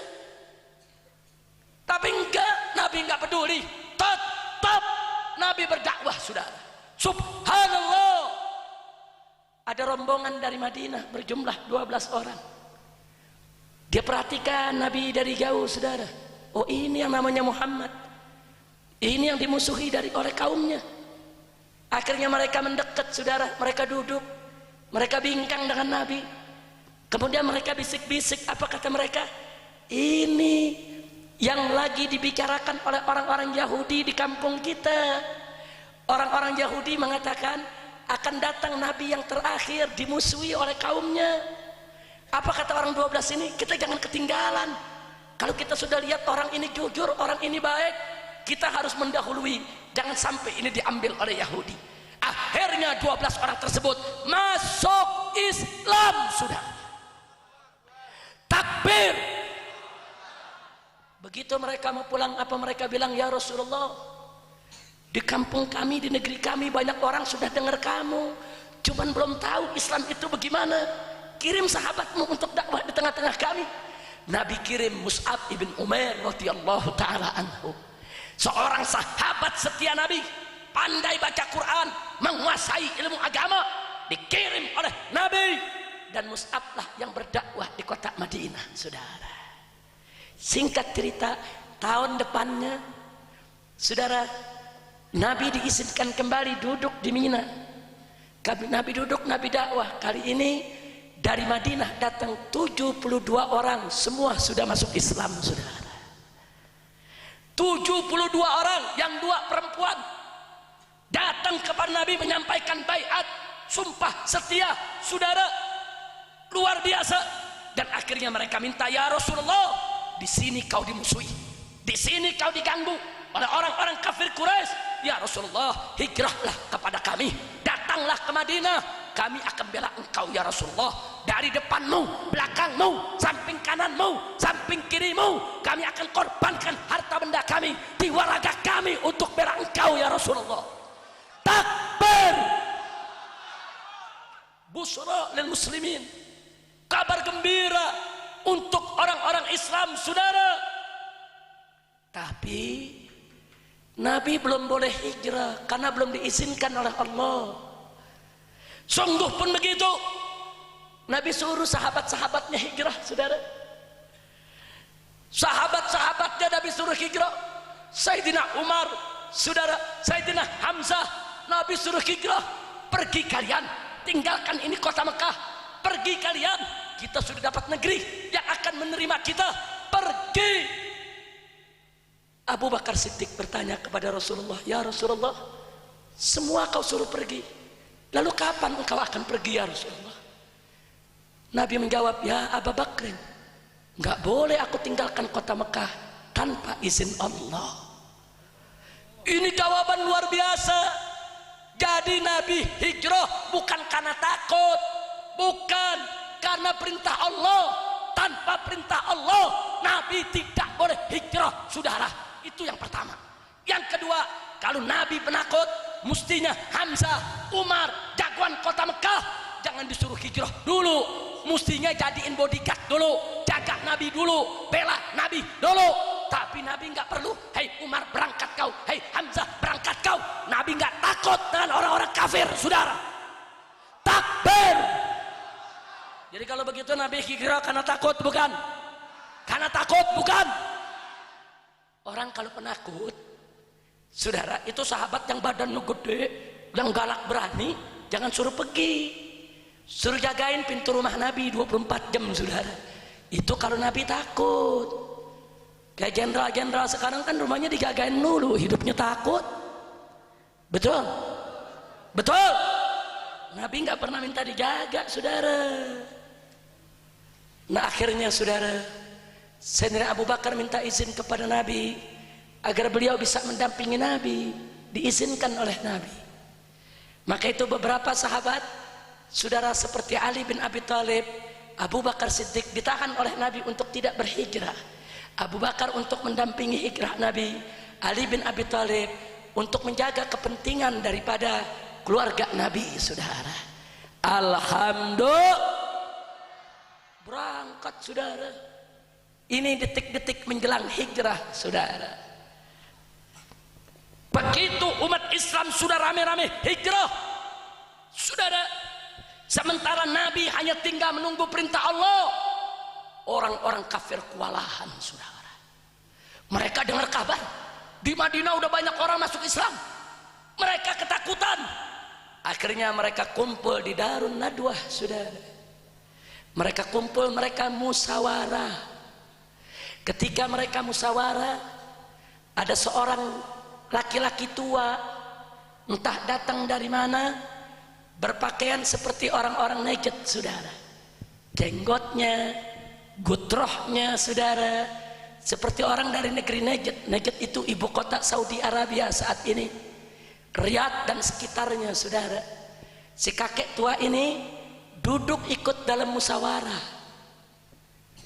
Di kemudian hari Nabi memberitahu kita umatnya bahwa kakek tua tadi tidak lain dan tidak bukan adalah iblis yang menyerupai manusia, saudara. Ikut rapat. Begitu rapat dibuka, saudara, ada satu orang kafir Quraisy mengatakan, kalau begini, sudahlah, usir saja Muhammad dari kota Mekah, suruh berangkat ke Madinah, kita natahallas minhu, selesai, kita nggak diganggu lagi oleh Muhammad. Iblis nyeletuk, saudara. Kata iblis, jangan, Jangan. Kalau Muhammad dilepas, terus Muhammad ke Madinah, nanti Muhammad punya pengikut, dikumpulkan. Kalau sudah banyak, kalau sudah kuat, Muhammad bisa merebut Mekah, bisa menyerang kalian, bisa balas dendam dengan kalian. Iblis nyeletuk, saudara. Akhirnya ada lagi yang menyarankan, kalau begitu penjarakan saja Muhammad. Kita buat sel, masukkan Muhammad, nggak boleh keluar seumur hidupnya. Dipasung saja agar Muhammad tidak kemana-mana. Iblis nyeletuk lagi. Kata iblis, jangan. Kalau kau penjarakan Muhammad selama dia masih hidup, besok sahabat dan pengikutnya yang ada di Madinah, mereka akan mati-matian menyerang kalian, membunuh kalian untuk membebaskan Muhammad. Nyeletuk iblis tadi diterima oleh yang hadir, saudara. Kali ini Abu Jahal bilang, sudah, kalau begitu kita bunuh saja Muhammad. Kalau begitu aku bunuh saja Muhammad, habisi. Iblis langsung nyeletuk, nah itu baru betul. Itu baru betul. Bunuh aja Muhammad. Baru mereka musyawarah berunding, bagaimana cara bunuhnya. Mereka rapat, mereka berunding, saudara, bagaimana cara bunuhnya. Karena kalau kita bunuh Muhammad, nanti Bani Hasyim, Bani Muthalib semuanya akan menuntut. Akhirnya, saudara, mereka sepakat setiap anak suku Quraisy mengirimkan seorang pemudanya, menghunuskan pedang, nanti bunuh Muhammad bareng-bareng, sehingga semua punya saham dalam pembunuhan Muhammad, saudara. Sampai begitu, singkat cerita, di malam yang sudah ditentukan, mereka kepung rumah Nabi, mereka mau bunuh, saudara. Nabi ada dalam rumah. Nabi enggak kemana-mana. Di saat detik-detik itulah Nabi mendapat perintah dari Allah untuk hijrah meninggalkan Mekah, saudara. Kalau tidak diperintah Allah, Nabi tidak akan hijrah. Nabi hanya boleh hijrah dengan perintah Allah. Karena perintah sudah datang, Nabi kirim utusan kasih tahu Abu Bakar Siddiq untuk menyiapkan segala sesuatunya, saudara. Dan Nabi panggil Sayyidina Ali di malam pengepungan agar Ali tidur di tempat tidur Nabi, di ranjang Nabi, saudara. Ada yang menarik. Begitu Nabi ingin meninggalkan rumah, Nabi bertanya kepada Ali bin Abi Thalib. Apa kata Nabi? Ya Ali, ini nanti malam rumahku bisa didobrak oleh mereka, dan mereka masuk ke kamar, mereka akan bunuh siapa saja yang ada di balik selimutku, ya Ali. Kau yang ada di balik selimutku, resikonya adalah mati, mereka bunuh. Atakhaf? Nabi bertanya, apa kamu takut? Apa jawab Ali bin Abi Thalib yang masih muda, saudara? Ali mengatakan, ya Rasulullah, ini Ali ya Rasulullah, ini hanya seorang Ali, hanya seorang pemuda. Kalau Ali malam hari ini dibunuh ya Rasulullah, besok akan ada ribuan Ali-Ali yang lainnya untuk melanjutkan perjuangan bersamamu. Takbir. Tapi kalau malam hari ini ya Rasulullah, engkau yang mati, engkau yang tewas, engkau yang dibunuh, ya Rasulullah, kemana kami akan cari pengganti? Dakwah belum tuntas, dakwah belum selesai, ya Rasulullah. Biarkan Ali yang mati, asal jangan kau yang mati, ya Rasulullah. Takbir. Dapat lagi kita jawaban, saudara. Kenapa Nabi hijrah? Satu, karena Nabi diperintah oleh Allah. Yang kedua, saudara, kenapa Nabi hijrah? Karena dakwah belum tuntas, Al-Quran belum 30 juz diturunkan, dakwah belum selesai, saudara. Jadi tidak boleh tidak, malam itu Nabi harus selamat, Nabi tidak boleh mati, Nabi tidak boleh dibunuh, karena dakwah belum selesai. Jadi kenapa Nabi hijrah? Untuk menyempurnakan dakwah. Kenapa Nabi hijrah? Untuk menuntaskan tugas. Kenapa Nabi hijrah? Untuk menyelamatkan Islam agar sampai ke generasi-generasi penerus berikutnya, saudara. Sallu ala Nabi. Takbir. Kira-kira jelas tidak? Jadi kalau begitu Nabi hijrah karena takut, bukan? Karena pengecut, bukan? Karena tidak sabar, bukan? Apa karena tahta? Apa karena harta? Apa karena wanita? Tapi untuk menyelamatkan Islam, saudara. Jawaban Sayyidina Ali merupakan jawaban buat kita. Ini Ali ya Rasulullah, kalau Ali mati, ribuan pemuda lain akan berjuang bersamamu. Tapi kalau engkau yang mati ya Rasulullah, kemana kami cari pengganti? Kau Nabi yang terakhir, kemana kami cari pengganti? Dakwah belum selesai. Subhanallah. Maka itu saya tanya, jadi kalau begitu saudara, mereka-mereka yang mengatakan Nabi hijrah karena tahta, harta, wanita, karena takut, tidak sabar, tidak tahan banting, ngawur tidak? Ngawur tidak? Sesat tidak? Terima atau tolak? Biarkan atau lawan? Takbir. Alhamdulillah. Nah, malam itu Nabi keluar dari rumahnya. Nabi enggak terbang lewat angkasa. Nabi enggak gali tanah lewat terowongan. Enggak. Nabi buka pintu. Ini di depan saudara, orang-orang sudah menghunus pedang membunuh Nabi. Nabi buka pintu sambil membaca surat Yasin, saudara. Baru dibaca beberapa ayat saja, saudara. Itu yang lagi ngepung rumah Nabi megang pedang, saudara. Tuh kayak Muhammad keluar tuh. Tuh mata dia nggak bisa tahan, saudara. Goyang. Ini baru beberapa ayat ini, saudara, dibaca, goyang, nggak tahan, tertidur semuanya, saudara. Subhanallah. Begitu udah semua tidur, Nabi nggak langsung jalan. Nabi menyempatkan diri untuk ambil pasir, ambil debu. Itu yang ngepung tiap kepalanya ditaruh pasir. Nabi sudah. Maksudnya apa?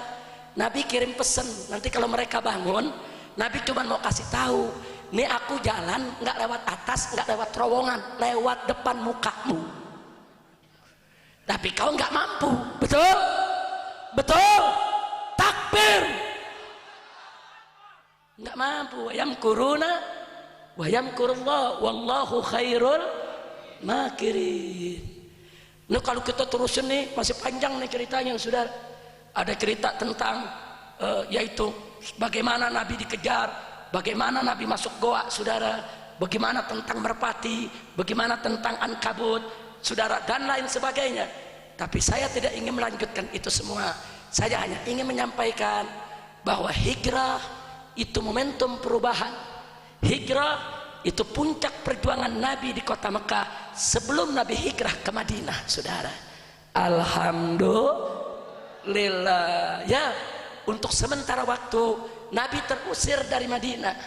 Tapi terusir bukan sembarang terusir. Nabi pergi ke Madinah untuk membangun kekuatan, saudara. Hanya beberapa tahun kemudian, saudara, beberapa tahun kemudian Nabi punya pengikut begitu banyak dari Madinah maupun kota-kota sekitarnya, dan akhirnya Nabi ajak ratusan ribu umat Islam kembali ke kota Mekah. Dengan izin Allah, Mekah ditaklukkan oleh Nabi dan para sahabat tanpa pertumpahan darah, saudara. Takbir. Hanya sedikit terjadi keributan antara pasukan Khalid bin Walid melawan pasukan Ikrimah yang coba untuk melakukan perlawanan, saudara. Tapi orang-orang kafir takluk, kota Mekah direbut, berhala-berhala dihancurkan oleh Nabi. Mulai saat itu Nabi mengatakan, la hijrah ba'dal fath, tidak ada hijrah lagi setelah Fathu Makkah. Artinya setelah Makkah direbut oleh umat Islam, maka umat Islam sampai hari kiamat tidak akan hijrah dari kota Mekah, saudara. Dan alhamdulillah dari saat itu sampai hari ini Mekah tetap ada di tangan kaum muslimin, saudara. Takbir. Sallu ala nabi. Alhamdulillah. Kira-kira yang saya sampaikan malam ini jelas tidak? Paham tidak? Baik. Sebelum saya akhiri, saudara, yuk kita ambil pelajaran sejenak. Wahai para pejuang Islam, lihatlah perjuangan nabimu dan para sahabatnya. Wahai para pejuang Islam, lihatlah cobaan, tantangan dan derita yang ditanggung oleh nabimu dan para sahabatnya di dalam menegakkan Islam. Wahai para pejuang Islam, belajarlah dari nabimu dan para sahabatnya bagaimana cara mengatasi tantangan demi tantangan. Karena itu wahai para pejuang Islam, persiapkanlah dirimu untuk mendapatkan musibah, untuk mendapatkan cobaan, untuk merasakan derita di dalam perjuangan menegakkan Islam. Saya mau tanya kepada yang hadir, dulu Nabi dan para sahabat ketika mereka menegakkan Islam, mereka dicaci maki, betul? Betul? Saya mau tanya, di zaman sekarang ini para habaib, para kiai yang istiqomah di jalan Allah, banyak tidak yang dicaci? Jawab yang kompak, banyak tidak yang dicaci? Al ulama warasatul anbiya, ulama adalah pewaris para nabi. Yang diwarisi bukan hanya ilmunya, yang diwarisi bukan hanya akhlaknya, tapi juga yang diwarisi adalah tantangan dakwahnya, saudara. Dulu Nabi dihina, maka para ulama harus siap untuk dihina dan dicaci maki, saudara. Dulu Nabi dicaci maki tidak mundur walau selangkah. Maka itu para pejuang Islam di zaman ini jangan pernah mundur walau selangkah hanya karena caci dan hinaan. Betul? Betul? Yang kedua, para pejuang Islam, dulu nabimu difitnah. Difitnah supaya masyarakat menjauhi dia, supaya masyarakat membenci Nabi. Saya mau tanya, saat ini para pejuang Islam banyak tidak yang difitnah? Jawab yang keempat, banyak tidak yang difitnah? Pejuang Islam disebut teroris, pejuang Islam disebut provokator, pejuang Islam dianggap bajingan, saudara. Bajingan dianggap pahlawan. Betul? Betul? Betul? Ini di Indonesia nih, saudara, ulama disebut teroris, giliran pelacur dikasih nama bagus, kupu-kupu malam. Namanya bagus bener, kupu-kupu malam. Giliran ulama provokator, saudara, coba lihat, teroris, ekstremis, radikalis. Betul? Nah, jadi saudara jangan kaget, memang begitu sunnatul anbiya wal mursalin, dan begitulah sunnatul ulama, saudara, wal mujahidin. Alhamdulillah. Baik, yang ketiga, saudara, dulu Nabi diteror, diintimidasi, pengikutnya diteror, diintimidasi, saudara. Sekarang saya mau tanya, habaib dan ulama di zaman sekarang yang berjuang untuk yang hak istiqamah di jalan Allah, saya tanya, diteror tidak? Diteror tidak? Diancam tidak? Diintimidasi tidak? Keluarganya diganggu tidak? Muridnya diganggu tidak? Berapa banyak pejuang sekarang nggak kena kiainya diganggu, santrinya yang diganggu, saudara. Nggak kena kiainya yang dibunuh, santrinya yang dibunuh, saudara. Fakta. Betul? Betul? Nah, kemudian dulu Nabi, saudara, diajak kompromi supaya campur aduk agama. Jujur, sekarang ini yang ngajak-ngajak ulama untuk campur aduk agama ada tidak? Yang ngajak-ngajak kiai Natalan ada tidak? Yang ngajak-ngajak pesantren untuk ikut merayakan hari besar agama lain ada tidak? Baik, dulu Nabi waktu berdakwah, orang kafir datang mau nyogok Nabi, saudara, ditawarin tahta, harta dan wanita. Jujur, ulama habaib sekarang yang berjuang, saudara, ada tidak orang-orang jahat yang ingin menyogok mereka? Ada tidak, saudara? Maka itu para pejuang Islam contoh Nabi. Nabi tahan banting, Nabi mentalnya kuat, Nabi nggak bisa disogok orang, saudara. Begitu dong berjuang buat Islam. Betul? Betul? Dulu Nabi berjuang di boykot, di embargo, saudara. Jujur, sekarang ini para ulama habaib berjuang istiqomah, ada gak yang di boykot? Mau bangun pesantren dipersulit, minta izin ini itu nggak boleh, saudara. Orang mau nyumbang ditakut-takutin, ada tidak? Ada tidak? Baik, saudara, dulu Nabi alaihi salatu wassalam berjuang, dikepung, diusir, mau dibunuh. Nah, sekarang ulama yang berjuang, saudara, ada yang diusir? Ada yang dikepung? Ada yang mau dibunuh? Takbir! Tapi saudara, sungguh pun para ulama sekarang punya penderitaan yang begitu berat, tapi demi Allah tidak seberat yang diderita oleh Nabi, saudara. Kenapa? Dulu Nabi sendirian, dulu Nabi gak punya banyak pengikut, Nabi ditindas, diteror, diintimidasi. sedangkan kita sekarang tidak sedikit, kita mayoritas, kita banyak, nggak mudah orang menindas kita, betul? Jadi Nabi jauh lebih berat perjuangannya daripada kita, betul? Takbir. Kalau sekarang enak saudara. Dulu Nabi dan para sahabat kalau udah masuk ke satu kampung berjuang ditimpuki. Saya masuk Mandung, Kokop Bangkalan, disediain ayam sate. Bagaimana nggak enak dakwah sekarang saudara? Dakwah sekarang, masya Allah, Habib disambut, Ustadz disambut, Kiai disambut, disediain buah, disediain sop, disediain nasi. Enak gak? Enak gak? Emang dulu Nabi dan sahabat masuk ke kampung-kampung disediain begitu? Ditimpuki saudara. Makanya kita berjuang sekarang lebih enak, tinggal nerusin doang. Makanya jangan males berjuang buat Islam. Maka itu kesimpulannya saya tanya, perjuangan Nabi berat tidak? Tantangan hidup Nabi berat tidak? Perjuangan Islam berat tidak? Tapi jujur saya mau tanya, Nabi kita sabar tidak? Tabah tidak? Tegar tidak? Kesatria tidak? Berani tidak? Hebat tidak? Sallu ala Nabi. Allahumma salli wa sallim alaihi. Nah, karena itu saya mau tanya, bangga tidak punya Nabi Muhammad? Bangga tidak punya Nabi Muhammad? Cinta tidak kepada Nabi Muhammad? Cinta tidak kepada syariat Nabi Muhammad? Takbir. Sallu ala Nabi. Baik saudara, setelah panjang lebar saya sampaikan apa yang mesti saya sampaikan, saya hanya ingin memberi pesan sebelum saya tutup. Semalam saya berceramah pada acara Hall Habib Abdullah bin Muhsin Al-Attas di Bangkalan, desa apa? Di Kelampis.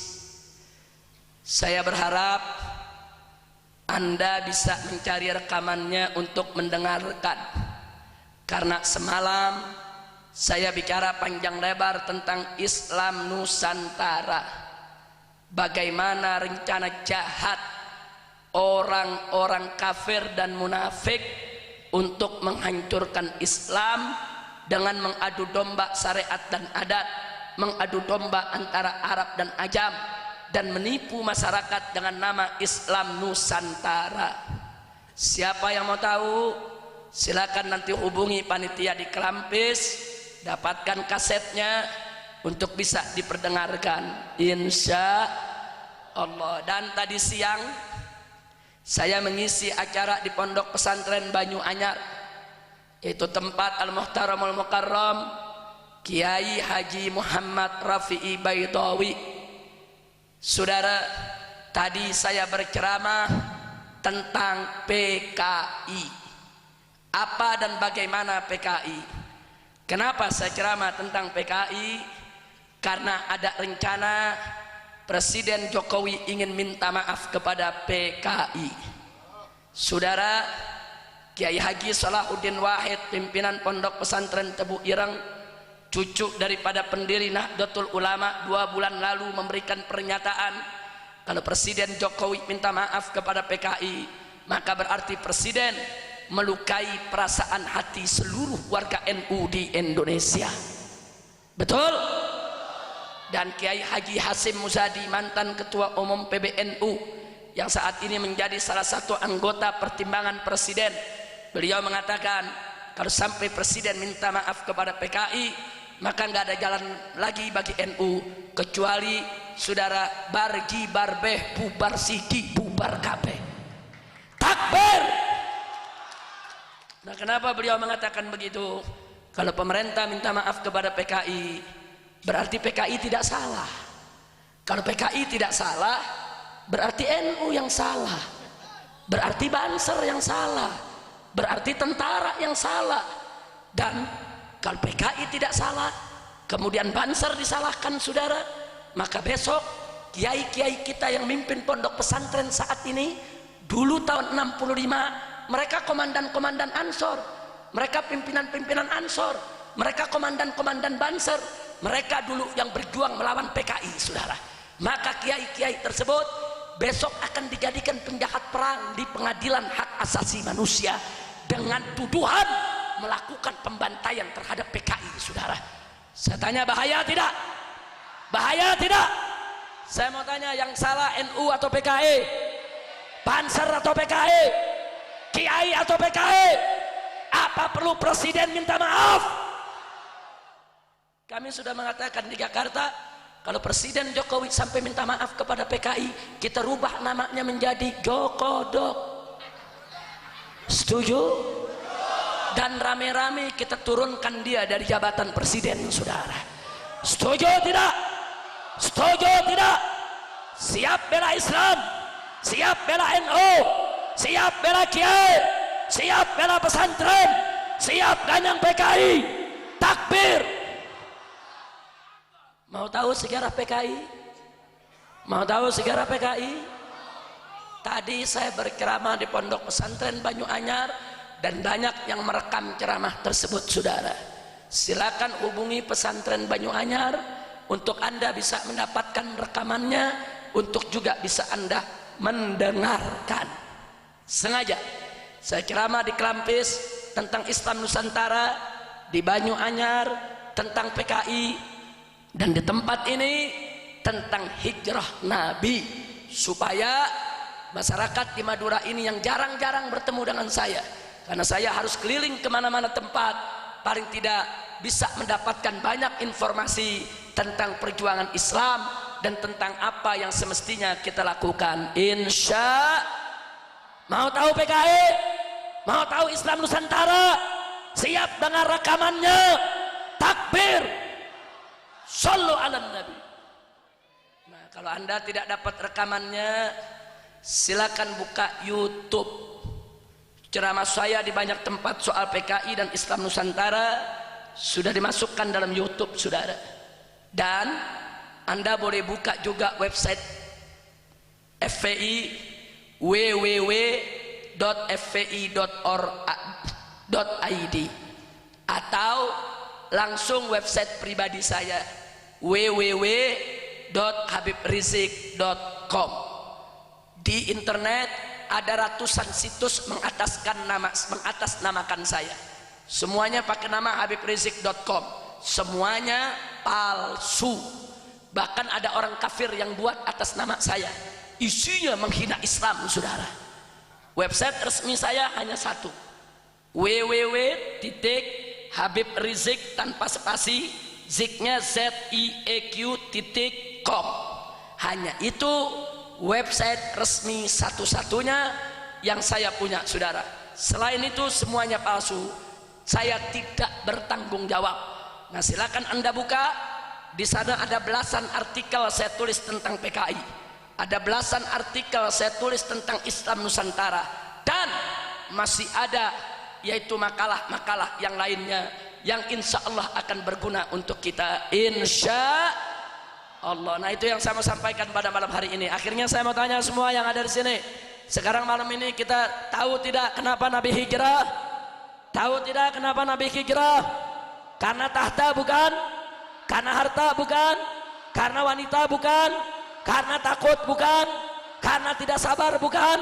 Tapi hanya untuk menyelamatkan dan alhamdulillah berkat hijrah Nabi, Islam sampai ke Mandung Kokop Bangkalan, saudara.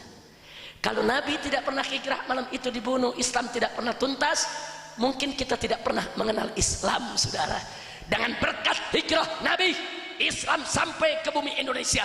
Dengan berkat hijrah Nabi, Nabi selamat, saudara, menuntaskan tugasnya, dan Islam masuk ke seluruh pelosok dunia, termasuk ke kampung halaman kita di Mandung ini. Alhamdulillah.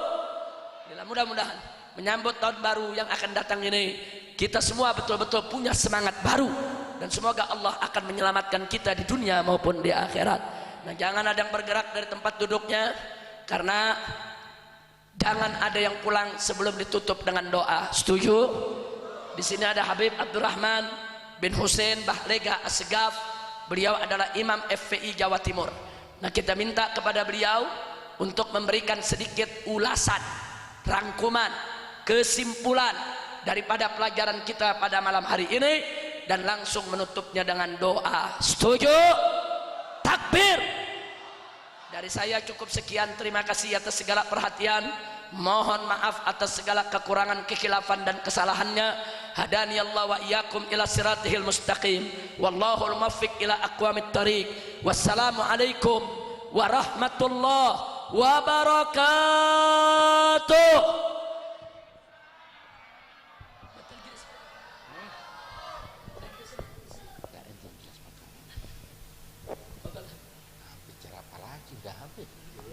Bicara apa lagi? Udah habis. Imtithalul amr, jalankan perintah ya. Sebenarnya sudah cukup ini Habib Rizik.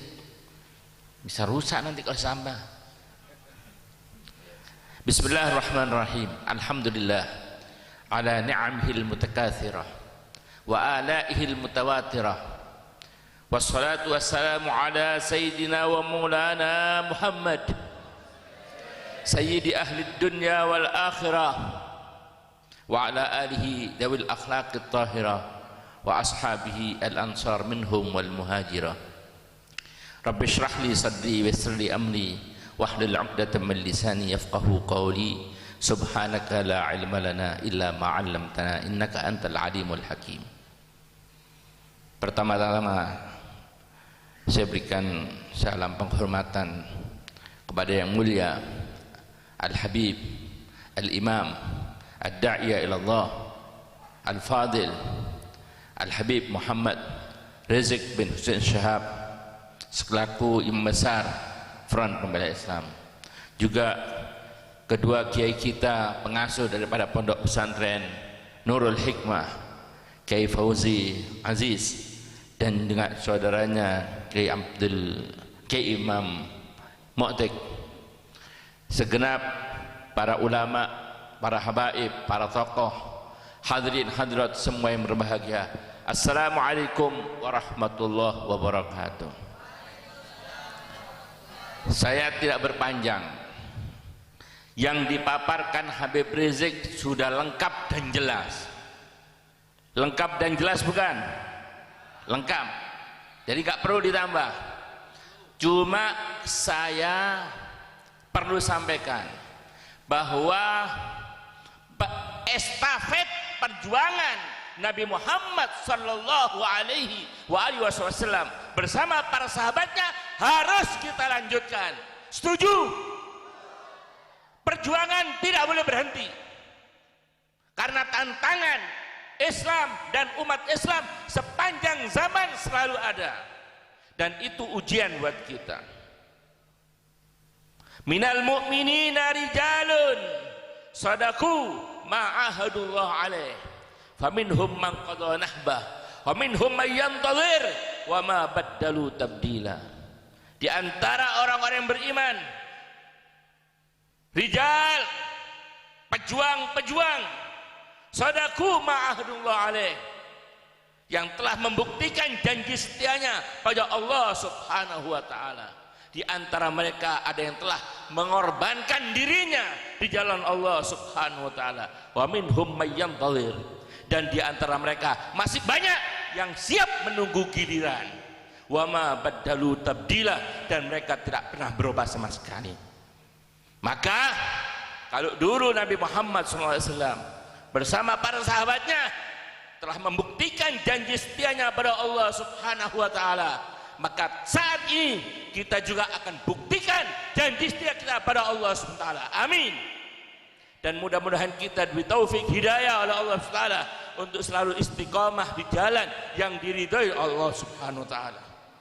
As-sabiquna al-awwalun minal muhajirin wal ansar walladzina taba'uhum bi ihsan radhiyallahu anhum wa radu'an. Orang-orang pertama dulu yang telah masuk Islam dari kaum muhajirin, orang-orang yang hijrah bersama Rasulullah SAW dari Mekah ke Madinah. Wal ansar, dan kaum ansar yang membantu mendukung perjuangan Rasulullah SAW dari kaum Madinah, radhiyallahu alladzina taba'uhum bi ihsan, dan orang-orang yang mengikuti jejak mereka dalam perjuangan, radhiyallahu anhum, Mereka adalah orang-orang yang diridhoi oleh Allah Subhanahu wa taala. Mereka telah berjuang, tapi mudah-mudahan insyaallah kita dimasukkan oleh Allah Subhanahu wa taala sebagai kelompok walladzina tabauhum, orang-orang yang ikut bersama mereka. Amin. Mudah-mudahan Allah juga insyaallah ridha kepada kita semua. Amin ya rabbal alamin. Ini saja mungkin tambahan dari saya. Bismillahirrahmanirrahim. Alhamdulillahirabbil alamin. Allahumma shalli wa sallim ala sayyidina Muhammad wa ala ali sayyidina Muhammad. Rabbana anfa'na bima 'allamtana, Rabbi 'allimna alladhi yanfa'una, Rabbi faqqihna wa faqqih ahlana wa qarabatina fi dinina ma ahli al-quds unta wa dzakar.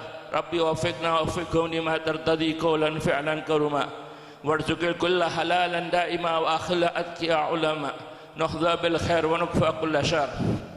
Rabbana aslih lana kulla syu'un wa akirna bir ridha minkal 'uyun waqdi 'anna rabbana kullad duyun qabla an ta'tiyana rusulan manun waghfir wastur anta akramu man satar. Wa salatullah ta'ala mustafa man ilal haqqi da'ana wal wafa bi kitabin fihi lin nasi shifa wa 'alal ali kirami syurafa wa 'ala sahbi masabihil ghurar. Allahumma hdina bihudak waj'alna mimman yusari'u fi ridhaq wa la tuwallina waliyan siwak wa la taj'alna mimman khalafa amraka wa asaq.